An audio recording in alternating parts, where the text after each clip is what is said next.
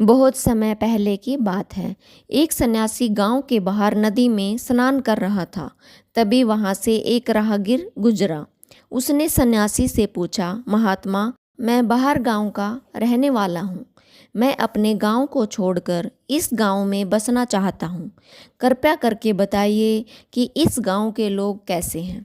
सन्यासी ने कहा, भाई, पहले तुम बताओ, जिस गांव से तुम आए हो उस गांव में कैसे लोग रहते हैं। राहगीर ने जवाब दिया, महात्मा, वहाँ के लोग तो बहुत बुरे हैं। एक से बढ़कर एक कपटी और दुष्ट व्यक्ति हैं।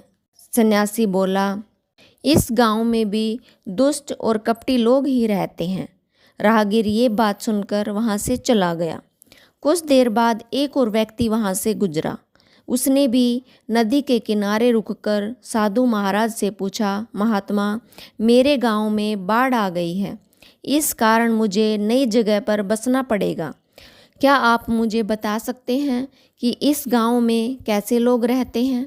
सन्यासी ने कहा, पहले तुम बताओ कि तुम्हारे गांव में कैसे लोग रहते हैं। तब उस व्यक्ति ने कहा, महात्मा जी, मेरे गांव के लोग बहुत सभ्य थे, सुलझे हुए और भोले भाले थे। महात्मा ने कहा, यहाँ भी तुम्हें बिल्कुल वैसे ही लोग मिलेंगे, सभ्य, सुलझे हुए और एकदम भोले भाले। उस महात्मा के शिष्य ये सब देख रहे थे। उन्होंने महात्मा से पूछा, गुरुदेव, आपने एक ही गांव के बारे में दो राहगीरों को अलग अलग बातें क्यों बताई?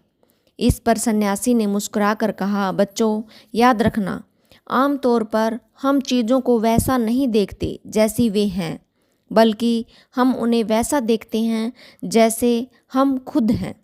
हर जगह हर तरह के लोग रहते हैं, अच्छे भी और बुरे भी।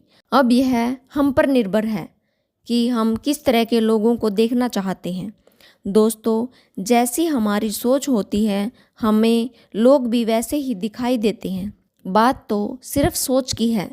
आप सकारात्मक सोचते हैं या नकारात्मक? ये थी आज की छोटी सी कहानी। अगर आपको कहानी अच्छी लगी हो और आप चैनल पर नए हो तो प्लीज़ चैनल को सब्सक्राइब कर लेना। मिलते हैं एक और नई कहानी के साथ। नमस्कार, आपका दिन शुभ हो।